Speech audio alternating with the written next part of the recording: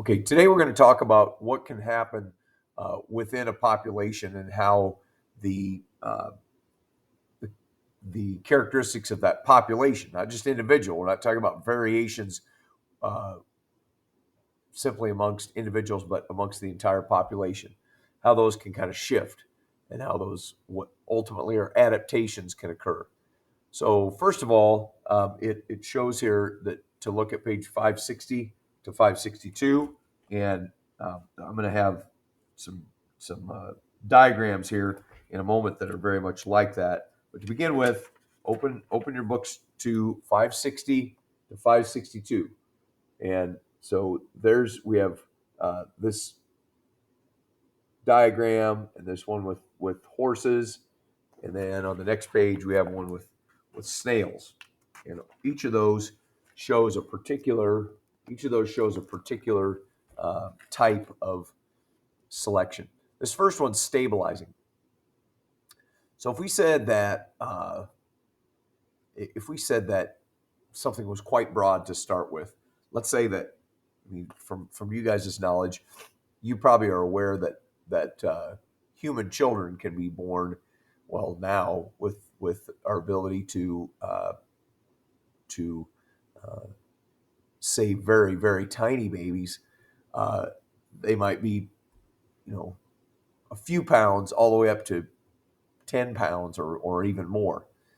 But there's a weight, a birth weight that's probably optimal. So if you had all of this, and we're just talking about now in nature, and not considering for all the modern medicine we have that can uh, save those tiny babies, but in nature, you might have had 2 pounds up to 10 pounds. Well, uh, as you might recognize, the 2 pound babies are going to have a challenge to survive because they're not big enough and strong enough and all of that. Again, save for the fact that we're able to treat them with modern medicine, thanks be to God.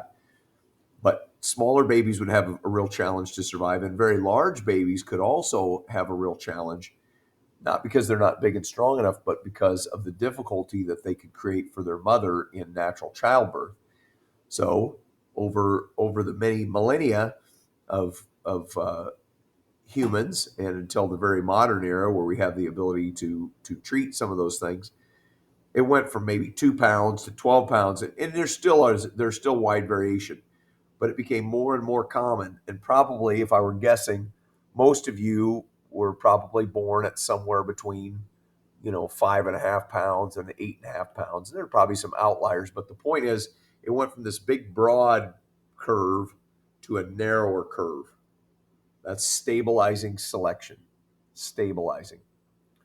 Again, the advantages are the child is large enough to be strong enough to survive, and not so large that it causes a problem with their mother with childbirth. Okay, the next type then, let's see if we can get rid of this.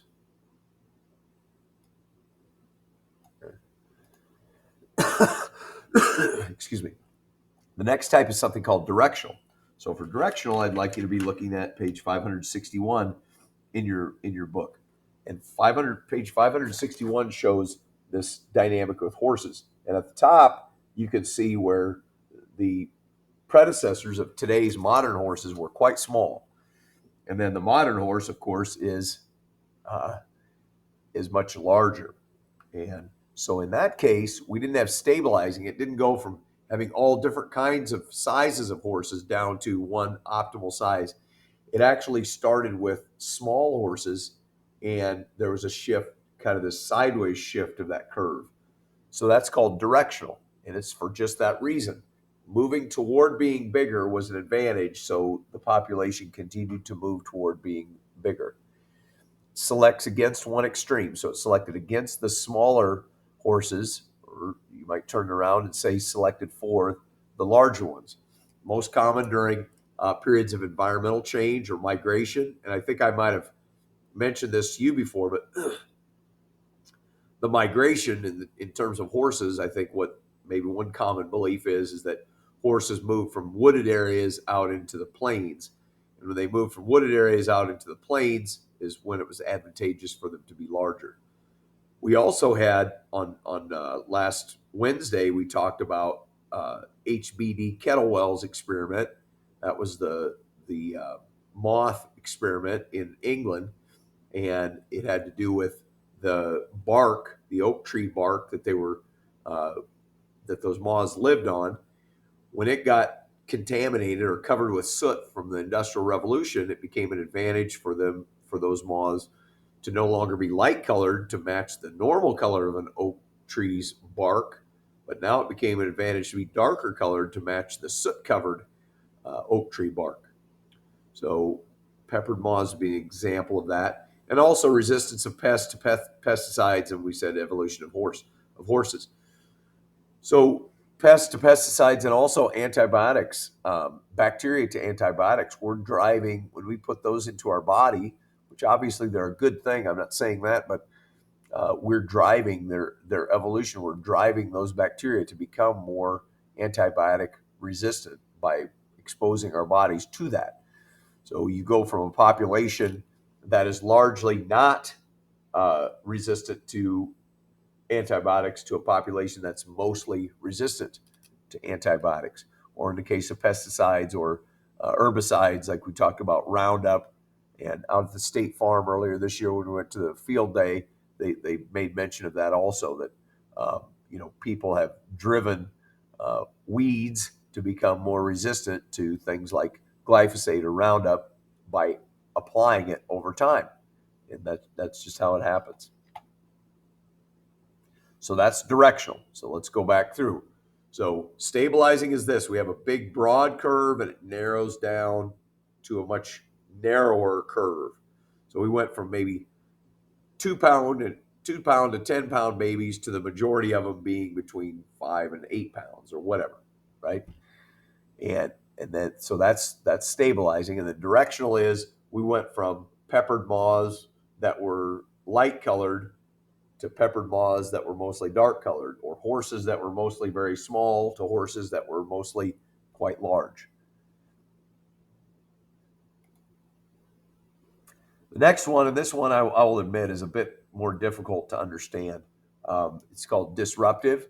And so within a kind of a small area, there may be two extremes that are actually favored. Selects variants with both ends of the phenotypic extremes over the intermediate. And it occurs in a shifting environment or varied habitat. And the example we're going to talk about, and your book talks about, is a varied habitat. So light and dark snails are more common than intermediate colors. And while you're finishing writing that, I'll just read that passage to you. For example, British land snails have a wide habitat range that includes low vegetation areas, grass fields and hedgerows, and forest areas. In low vegetation areas, thrushes feed mainly on snails with dark shells that lack light bands, and in forested areas, they feed mainly on snails with light banded shells. Therefore, the two different habitats have resulted in two different phenotypes in the population. Excuse me. So in this case, we started with maybe a kind of an intermediate color. And over time, it actually did this and made two different curves that kind of moved apart. So that's what it's showing in this picture in your book. It started at the top with the single curve, and it actually became two separate curves that each had an advantage depending on where they were. The ones that are down on the ground in lowland areas, and then the ones that lived more in forested areas. And as usual, guys, I'll remind you to pause the lecture if you're not able to keep up. But for my part, I'm gonna keep going. So if you need to pause or go back, go ahead and do that. All right. So here are the examples of that.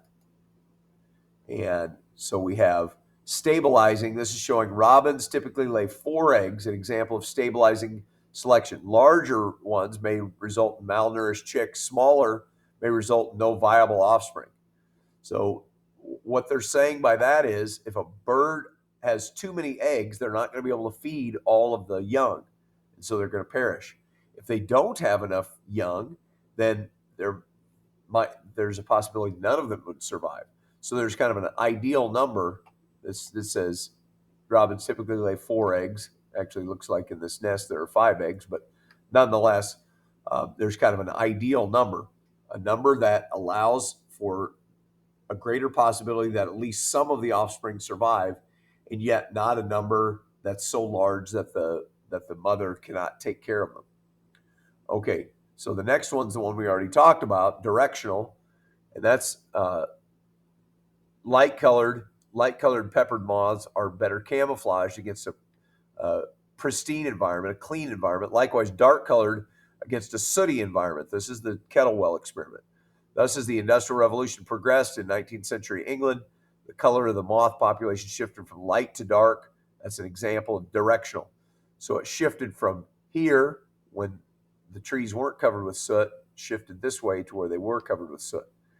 The next one, in a hypothetical population, gray and Himalayan, or gray and white rabbits, are better able to blend with a rocky environment than white rabbits.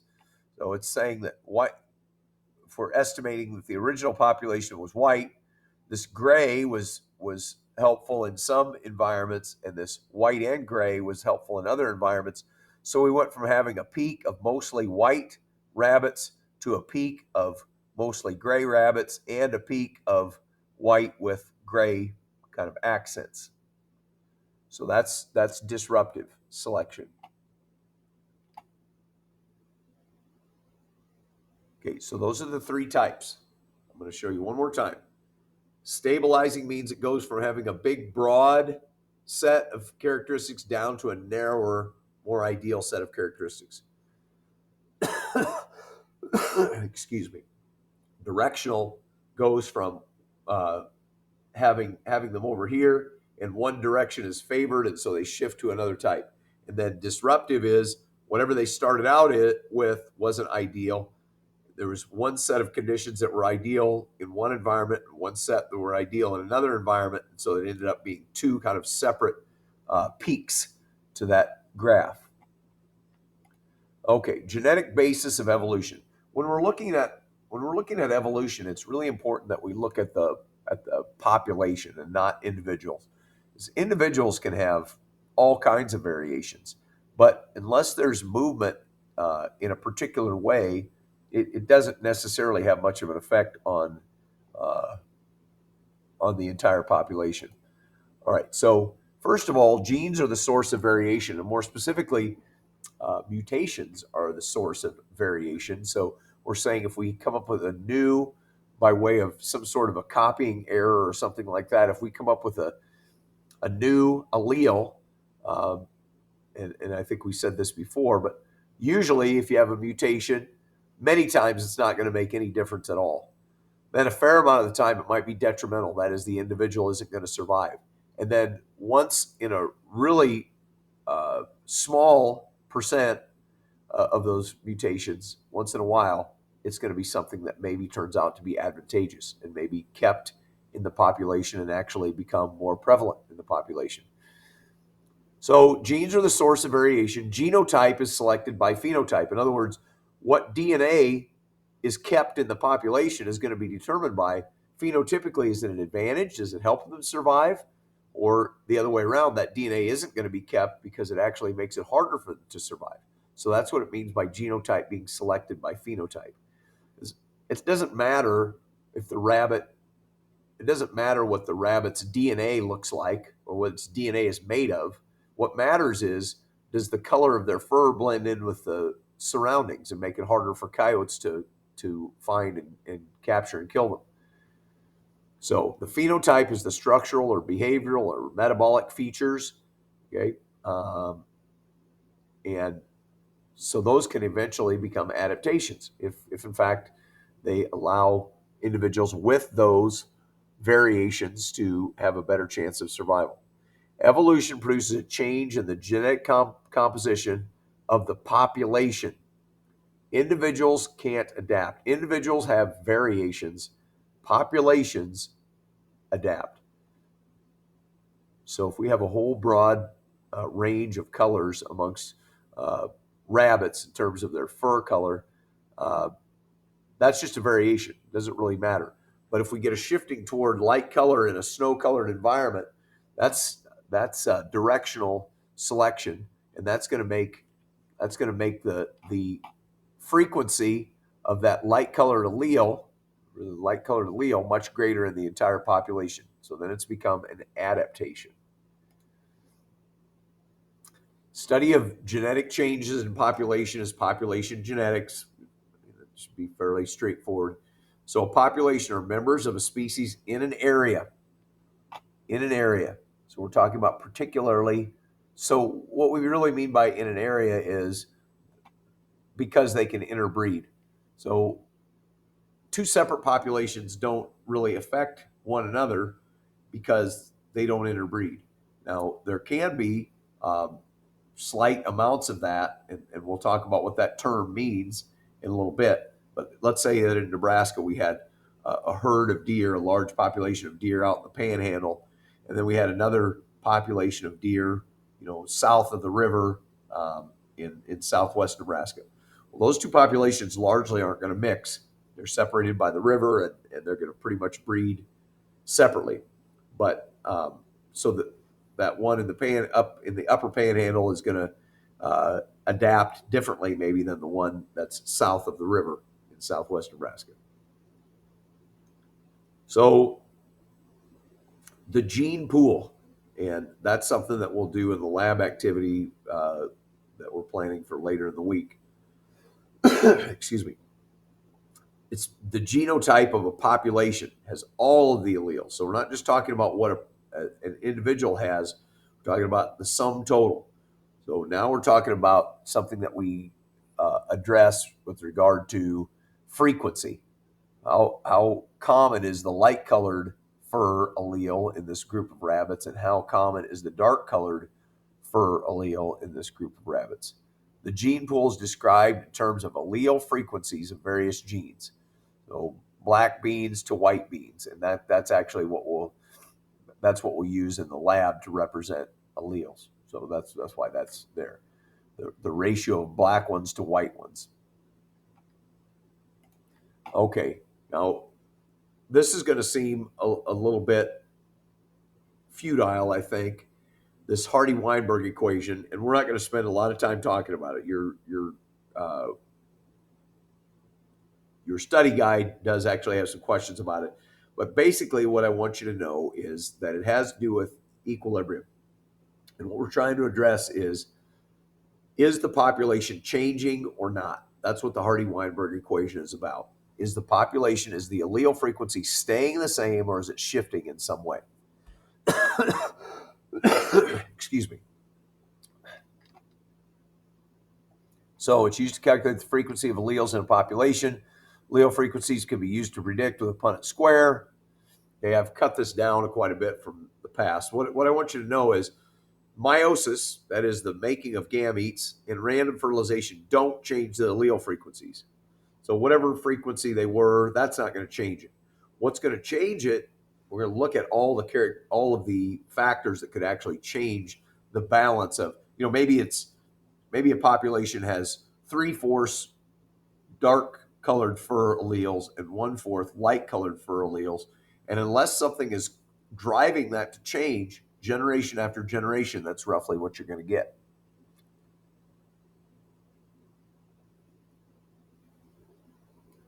Okay, so the conditions for it to be in equilibrium, and just to remind you, equilibrium means it's balanced.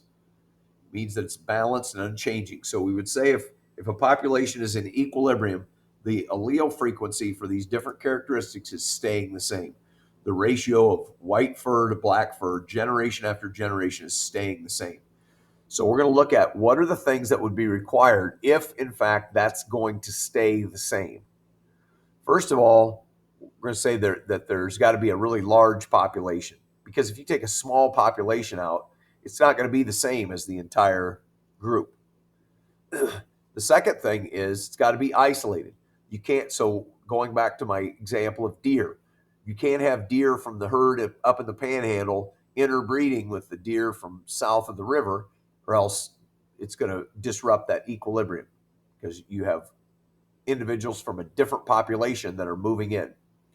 There can't be any mutations, right? There can't be any mutations in order for equilibrium to exist. So introducing a new variation in the population would throw this off. The fourth one is there has to be entirely random mating. Well, we know largely that that's not true. I mean, we know in nature that we'll use the deer population again. Deer fight for the ability to breed, and so it's not random. The bigger, stronger ones are going to chase off the smaller, weaker ones, and you're not going to have entirely random mating. The bigger, stronger males are going to breed more of the female population.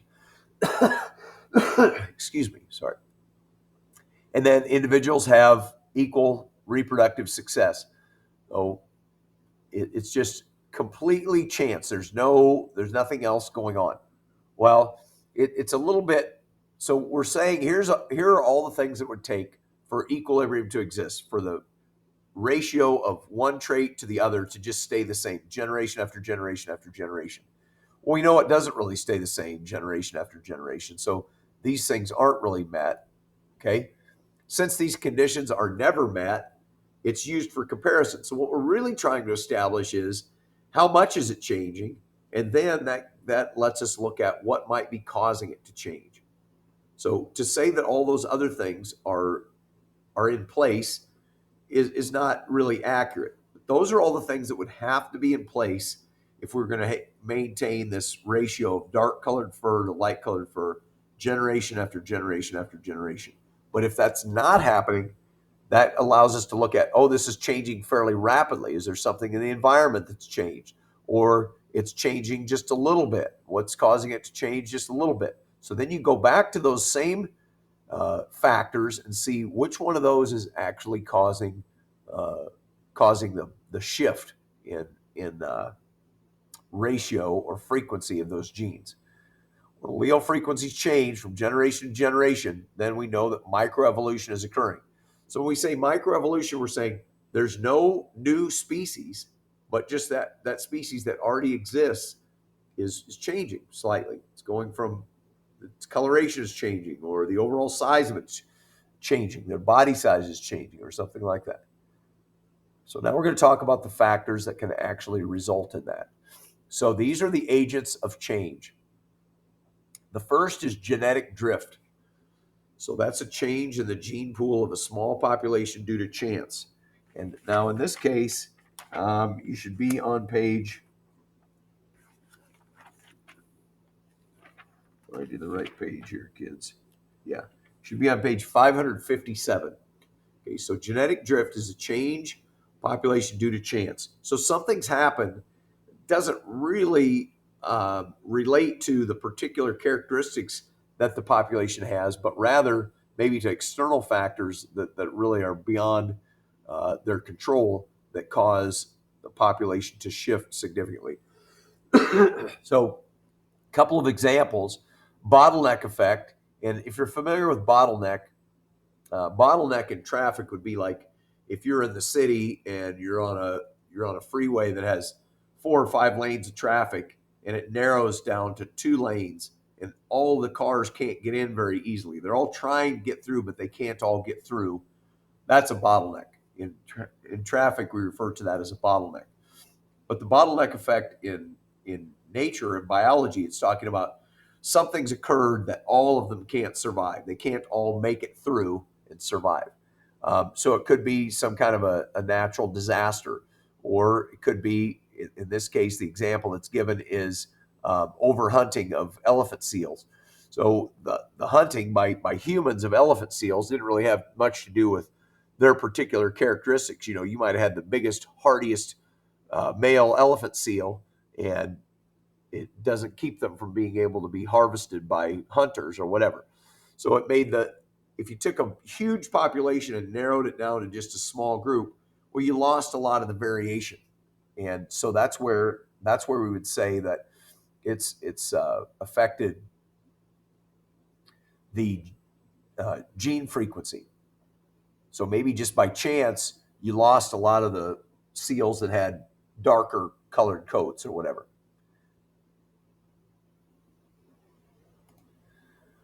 Okay, another example of genetic drift is the founder effect, and that's a random change in the gene pool that occurs in a small colony.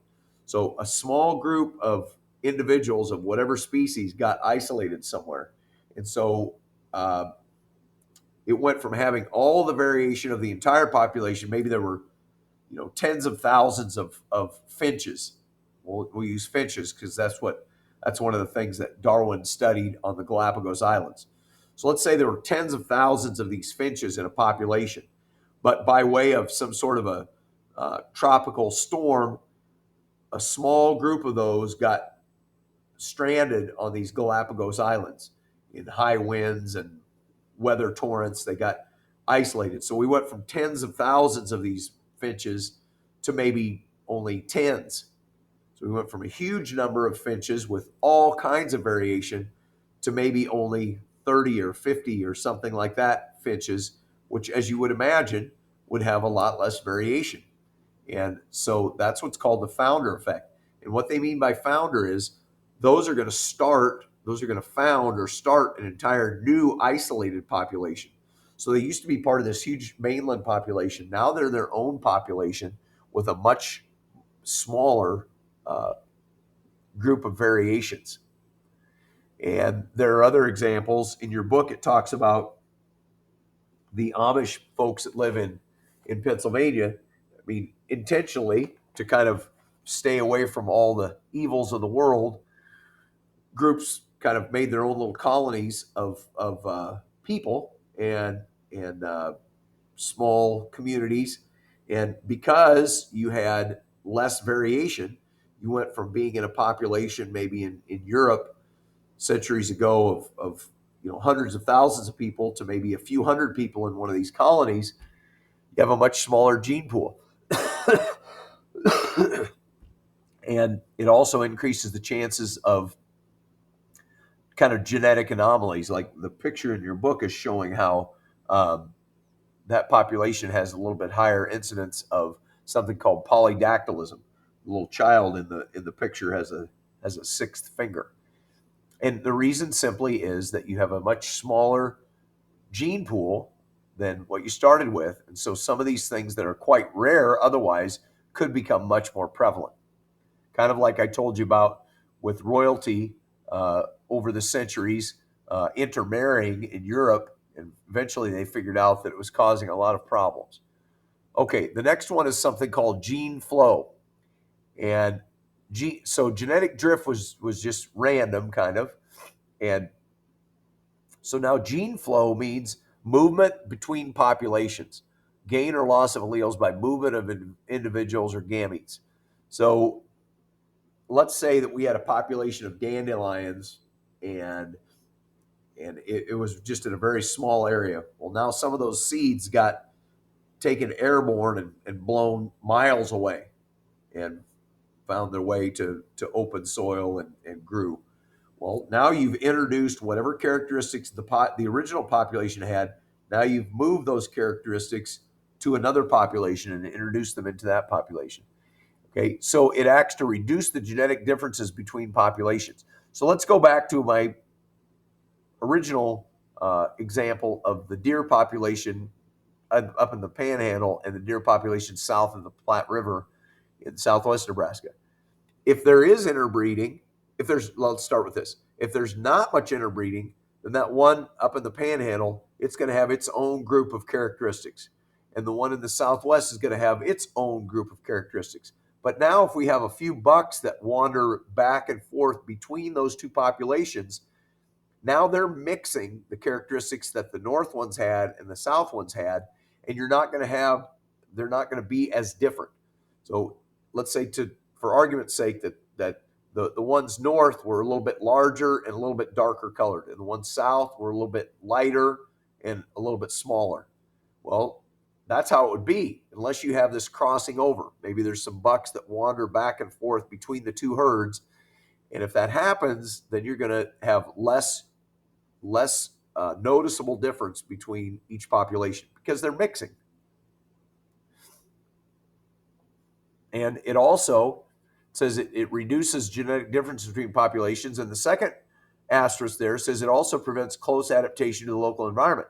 So what you have is, if it was advantageous for the ones south of the river to be lighter colored, but you keep having these bucks wander into that population and breed the does, then you're going to keep introducing that dark colored allele from north of the river back into the population. So it's going to keep them from being really heavily adapted to their specific environment. All right, mutations, and hopefully this is familiar to you. We've talked a fair amount about it. So mutations are a change in DNA that creates an entirely new allele. So we're starting from just out of nowhere. This is something that's different than what existed before. Operates alone without natural selection, doesn't have much effect in large populations. Okay, now it is important because it gives the raw material for a better chance of survival amongst a population. The more variation, the more mutations there are, the more variations there are, the better chance that at least some of the individuals will survive virtually any challenge, whether it's disease or weather, or whatever it might be, or predators. The more variations there are, the better chance that at least some of them will survive. Without natural selection, it doesn't have much of an effect. So what it's saying is that if we have rabbits that have 5 different shades of gray, it doesn't really matter unless one of those colors is an advantage in surviving and the other colors are a disadvantage. So without natural selection, it doesn't really matter. But with natural selection, obviously the ones that blend in the best, that color should, the population should adapt and that color should become more prevalent. Okay. The next thing that happens, so remember we went through what it took to be in equilibrium, and now we're talking about what causes populations to not be in equilibrium. Well, another one is non-random mating.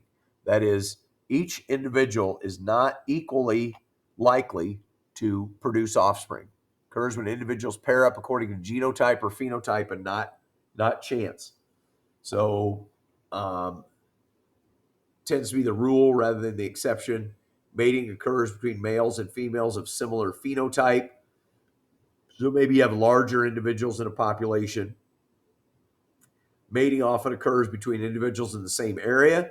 So the likelihood so for it to be truly random, you'd have to mix all of the whole population.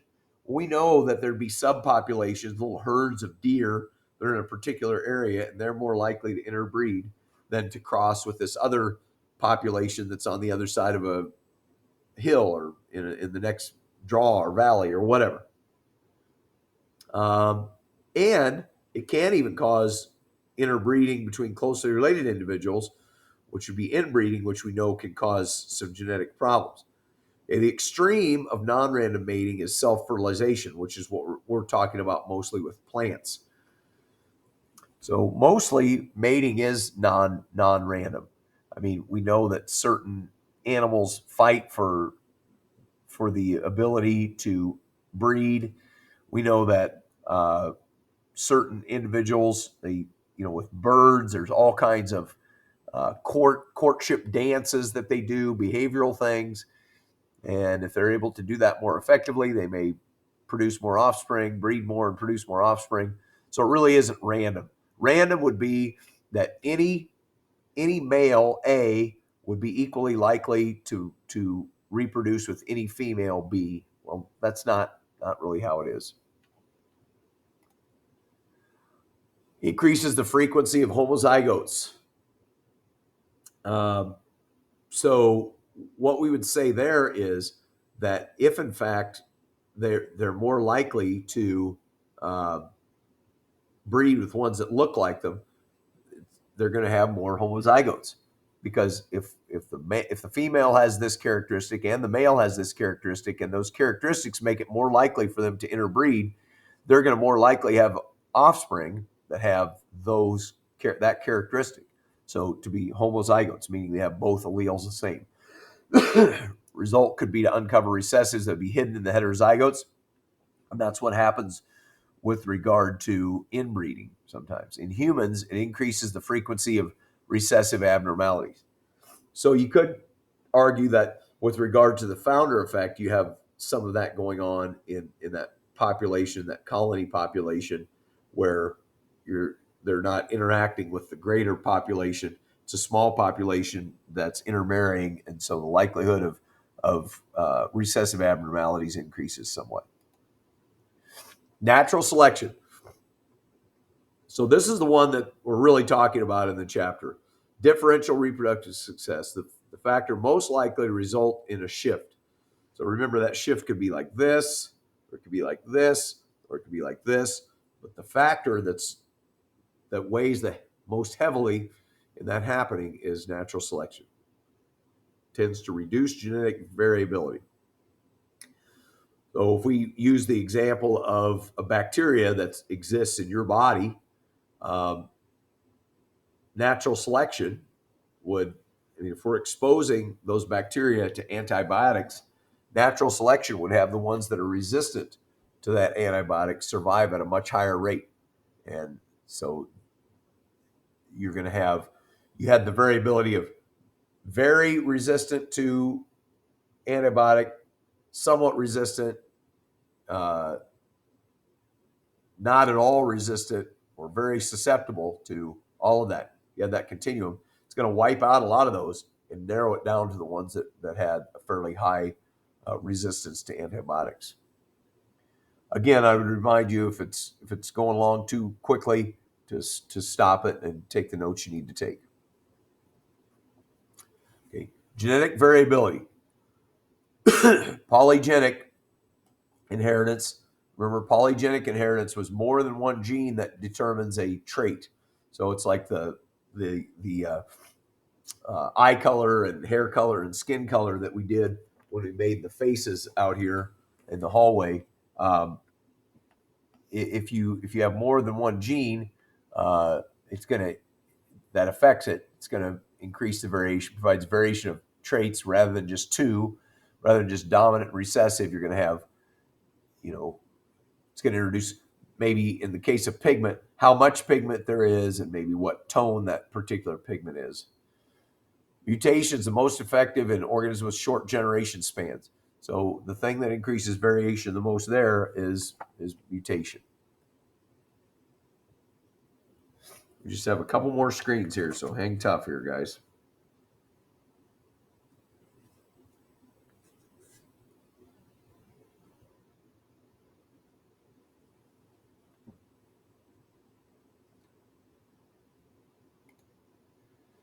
Okay, sexual recombination, the things that create gametes, independent assortment, crossing over, remember, crossing over that occurs in formation of gametes, random fertilization, all of that increases variety.